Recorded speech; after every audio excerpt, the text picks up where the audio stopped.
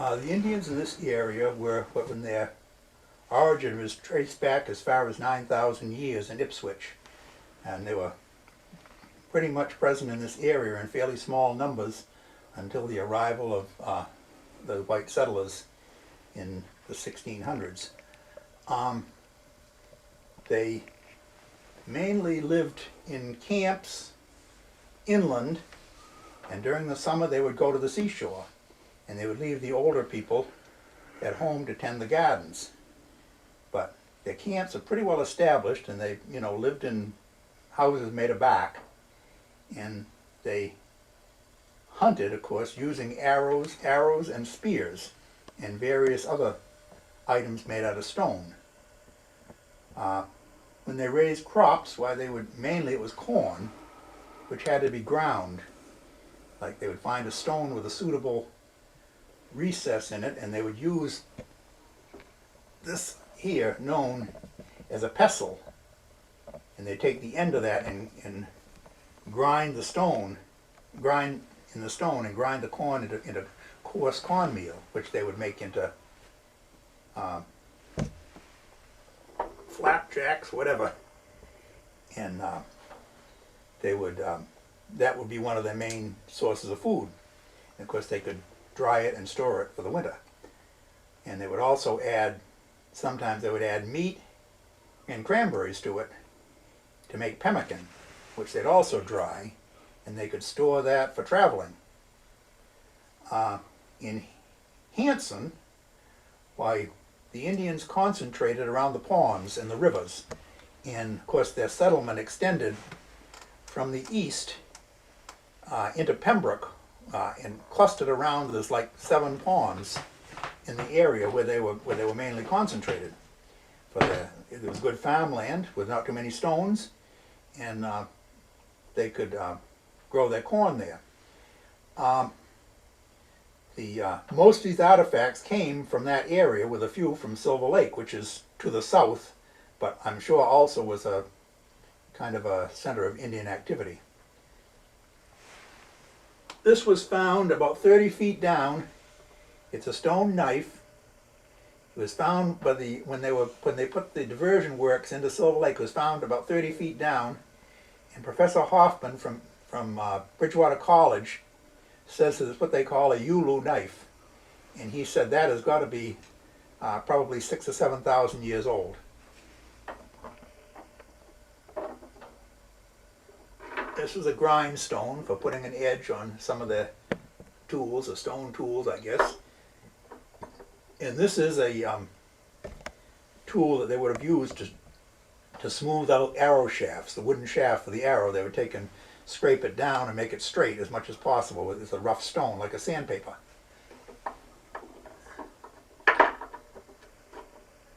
This is a weight to weight down fishing nets when they were fishing, when have the net set in the pond, and this would hold the net below the surface. These pieces are not sure. This looks like part of possibly of a scraper, and other pieces are obviously of a larger projectile. This would have been a large spear point, and about half of it is gone. These points were found, 2 of them on the island in McQuon Pond when the water was very low, and others were found along the shore,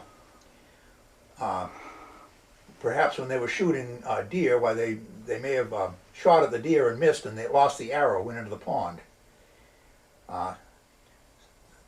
This one here is made of a red flint, which we don't find around here. And the Indians would travel, some of them would travel great distances, and they would trade for the various kinds of desirable stone for making projectile points. This here is made of quartz, which is found all over the area. It's very hard, but it's very unpredictable, and it must have been quite a job to shape a projectile out of that. Some of these are obviously unfinished. They didn't like the way they were turning out, so they just discarded them and grabbed another piece of stone. This looks like it was a drill. The point, of course, is broken off, but it would have been spun to make a hole in pottery or shells when they were making wampum. These small ones here are what they call bird points. And they would use these arrows, the small arrows with small points, for shooting birds.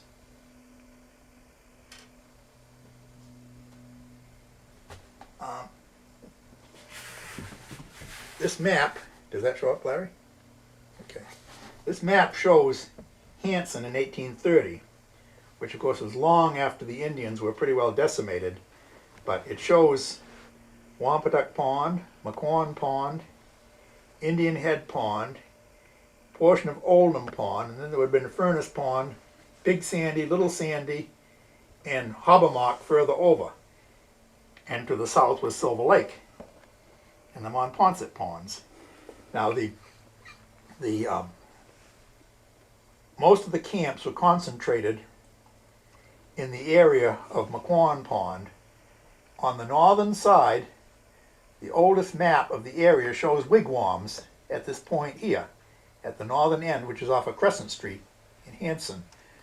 When the house was excavated, the excavation for the house at 65 McQuon's Crescent Street was made, where they found a number of Indian artifacts in the excavation, and obviously there had been an encampment there on the north end of the pond, and they left some of the stuff behind when the stuff fell in. At that time, of course, McQuon Pond was a lot higher than it is now, because this stream between that and Indian Head was deepened so that they could get the water from McQuon Pond for the cranberry bogs. They would also follow the rivers, and there's following along. Here's where the Thomas Mill is in the town hall, and there appears to have been a trail running along the side of what was then a river, which is now a pond, and artifacts have been found in the back of the old cemetery there. When the new section was laid out, a number of quartz points were found. Further along, in the fields behind the county hospital, a number of points were found by the late Myron Sleeper. This trail came from here. The other one pretty much followed present-day Main Street from Pembroke through, and they converged at what is now Crooker Place. Crooker Place went down through the cedar swamp, and there was a narrow, shallow portion. They crossed the cedar swamp and crossed what is now Elm Street, where the power line is, and then continued on to Pool Meadow River and followed that down to Robbins Pond in East Bridgewater, which was also a sizable Indian encampment. So most of their migration was from these ponds and down in a southern direction.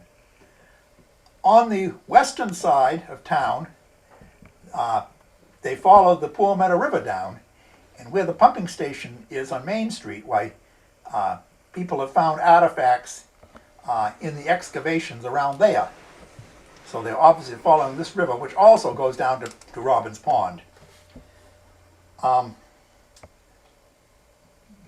of the notable things that you will see lately is they have what they refer to as a Wampanoag Canoe Passage. And that comes up the North River and goes through the Pembroke Ponds to Stetson Pond, and then it follows the little brook down through by what is now the airport, and from there goes into Monpont Pond. Monpont Pond flows into the Snake River, which flows into Robbins Pond, so they could travel that route by canoe.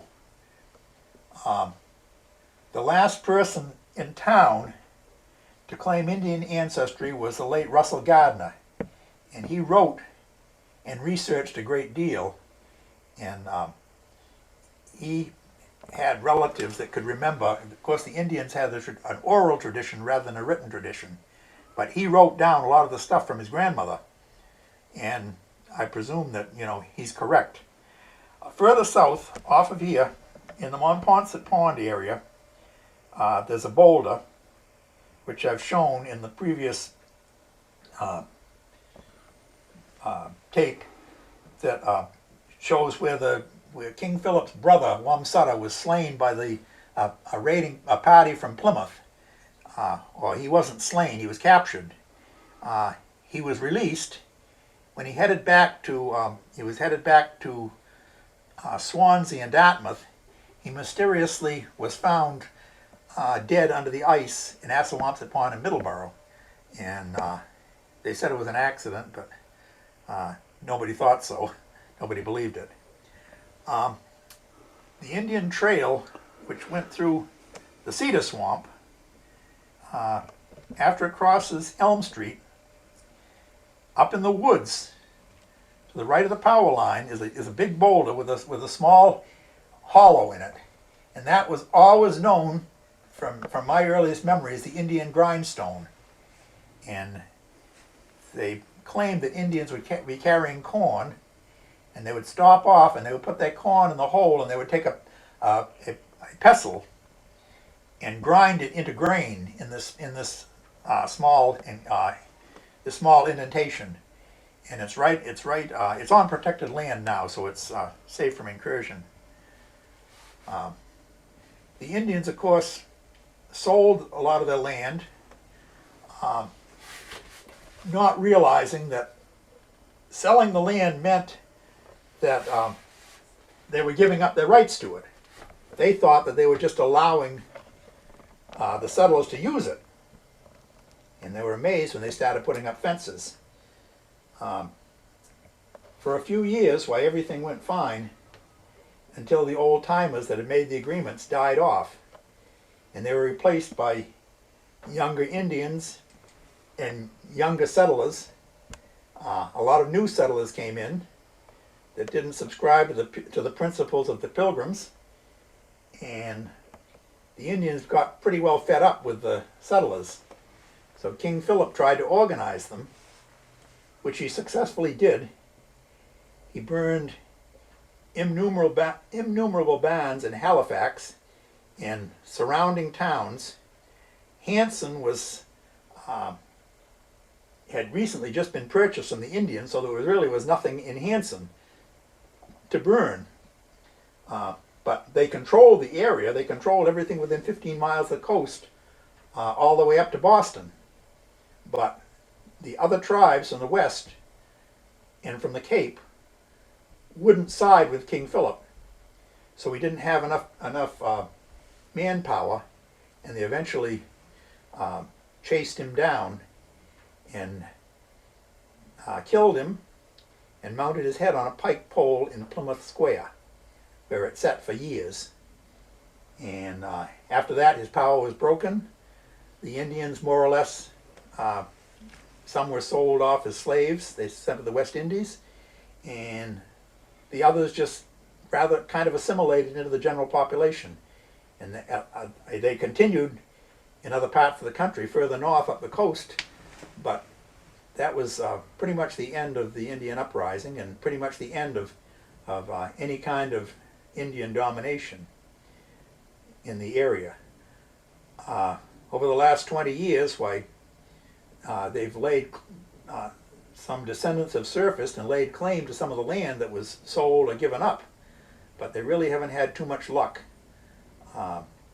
except in down at Cape and Mashpee, where they tied up a lot of land deals for a while, but in the end, naturally, the white man won and the Indians lost. And they've just been reorganized into a tribe, and they're trying to get some gambling casinos, so maybe they'll win in the end. That's pretty much it.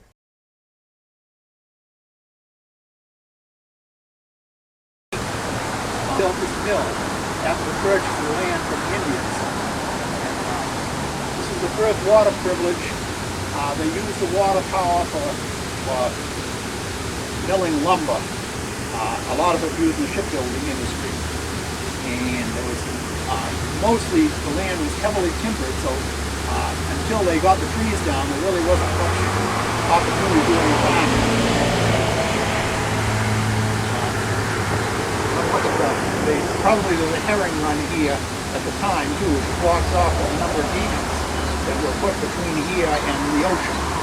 This is the third dam coming up to the ocean.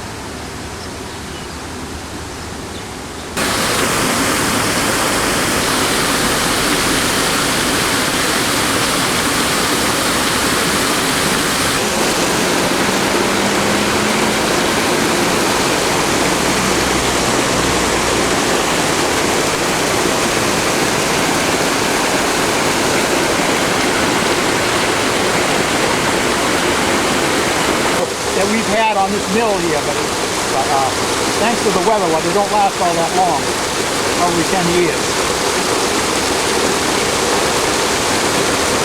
Built as part of the bicentennial celebration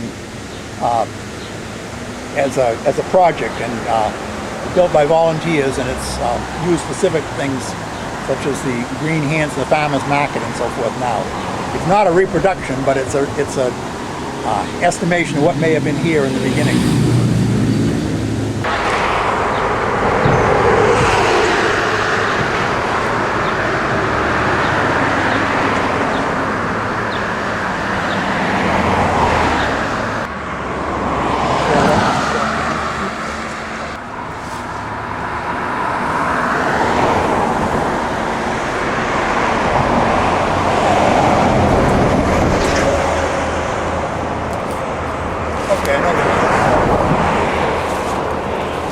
This hollow in front of 671 Liberty Street is the location of the first house in town, and it was built by the people who built the Thomas Mill sometime in the late 1600s. They used to have a spring at the bottom of the hill where they would get their water, and across the street was a gravel pit where they got the material to do the dam. And at that time, there were still lots of Indians and wolves in the area, because the narrative description tells about them looking out the small window and seeing wolves outside the structure in the late 1600s. In the 1940s, there was some coal and an old apple tree on the spot, but gradually people have been filling in the hole with leaves, and the apple tree is now gone. So there's really nothing here to show the location except for the hollow in the ground, and the fact that history has listed this as being the spot where the original house was located. There was a spring that they used for water, and it's been placed in pipes by the developer, so there's not a sign of it today except where the pipe empties into the Indian Head River. House at 752 Indian Head Street was built around 1843, and as near as we can figure, it's the fourth house on the site. The original house was built by Indians sometime in the late 1600s. It was sold and torn down by the first Englishman that arrived, and his house burned, and that was rebuilt. Another house was taken down, and then another house burned, and this is the fourth house on the site. But the original was owned by Jeremiah Montigny, I believe his name was. He was a relative of Montigny, who owned all the land in the area. The land behind was good farmland, so that's probably why he was located here.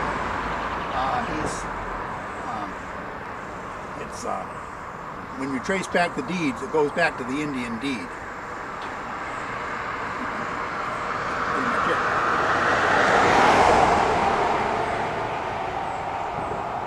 Now we can go to the oldest maps that we see of Hanson from the early 1700s show Indian wigwams someplace in this area.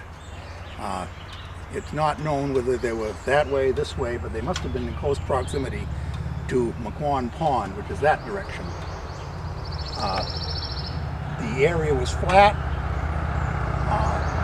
quite free of stones, so it will be assumed that it must have been used as farmland by the Indians. If you want to walk in here, we can see the house here. I'll show you where they dug up they dug up Indian artifacts. Hanson Street was built sometime in the 1940s, and when the excavation was made for the cellar hole, a number of Indian artifacts were found. I suspect that when the Indians were here, the level of the pond was somewhat higher, and this probably was on the north shore of the pond, and this is probably where they had their settlement so that they could have easy access to the fishing and so forth in the pond. But it was, the landscape was somewhat altered, but you can imagine that the beach would have been that way, and they would have had, this would have been a good sheltered spot for their wigwams.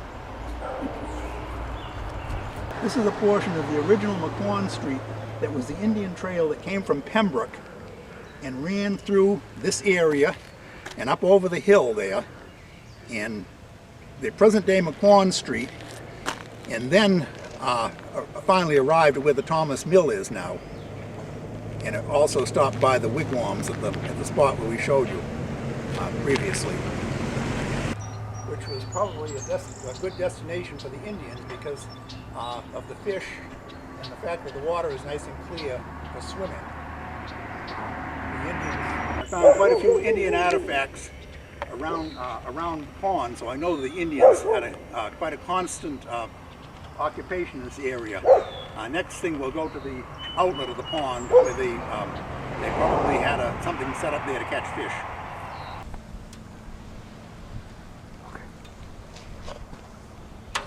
This is the outlet around the corner here, the outlet to McQuon Pond. In the time before the white man came, it was probably much higher than it is now.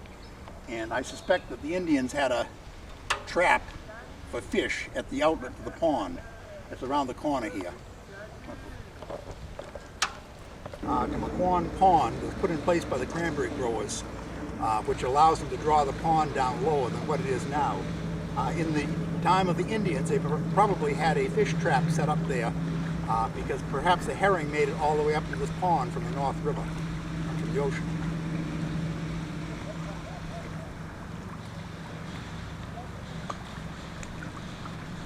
It has, what is it, 1,600 acres or something yes. like that? Well, more than that, in fact. It goes all the way into Halifax. Yeah, I've gone all the way over there. It gets pretty tough, though.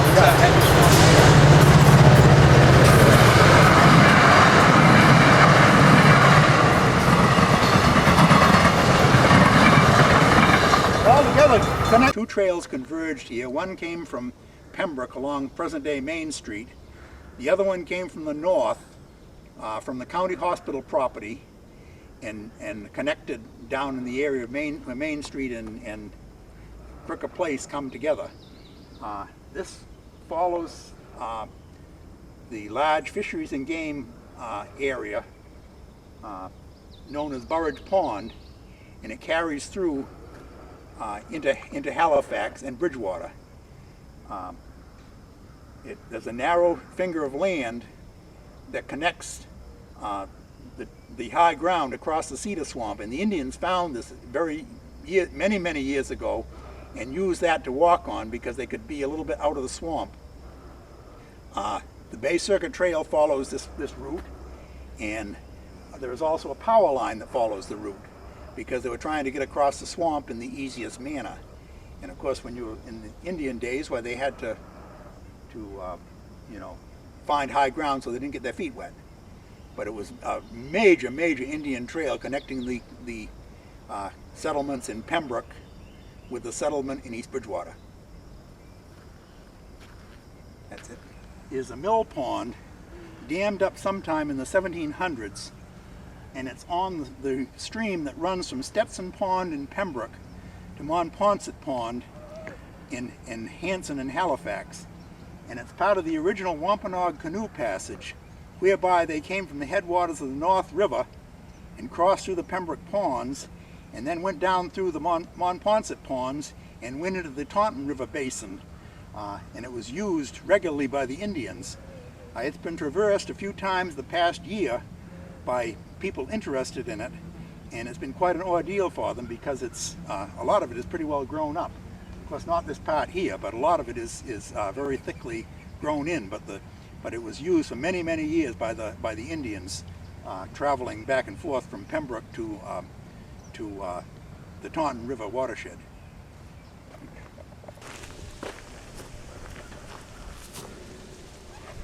This is the Stetson Cemetery, dating from at least 1800, perhaps earlier. There's a couple of Revolutionary War veterans buried here, and they were people that lived in this area, perhaps operated the mill that was where the railroad right-of-way is, and enjoyed the area and made use of the good farmland here.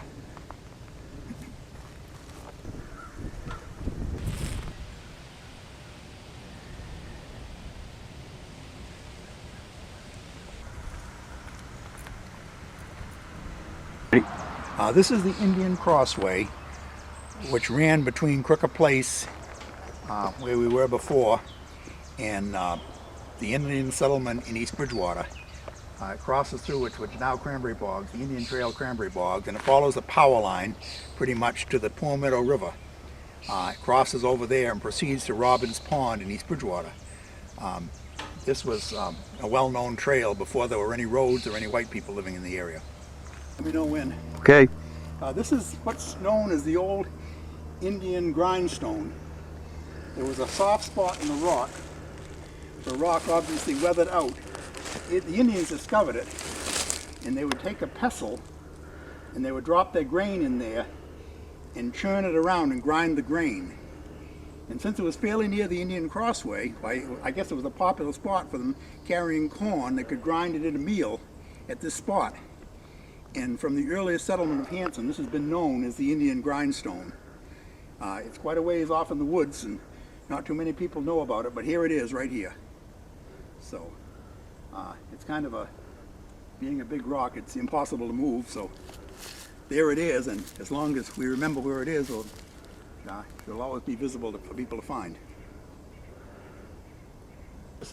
And it eroded out, and of course they found it.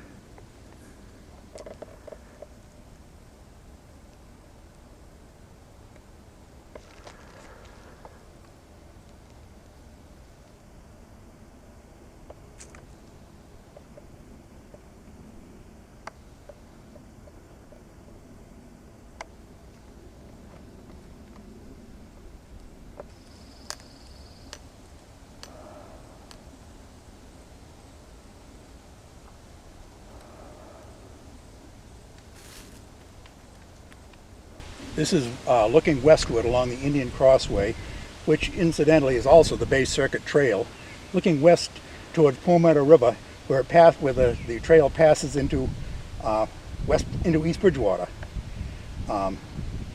This was the high point of the trail. It was downhill into the river valley, and then eventually winds up at Robbins Pond in East Bridgewater. Did you catch the small bird chasing the hawk? Okay.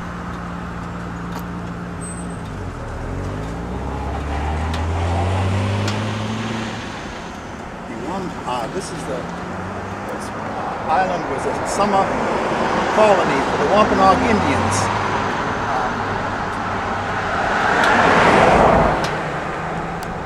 The brother of King Philip was named Wamsutta, and he was captured here by Major Josiah Winslow and taken to Plymouth and released.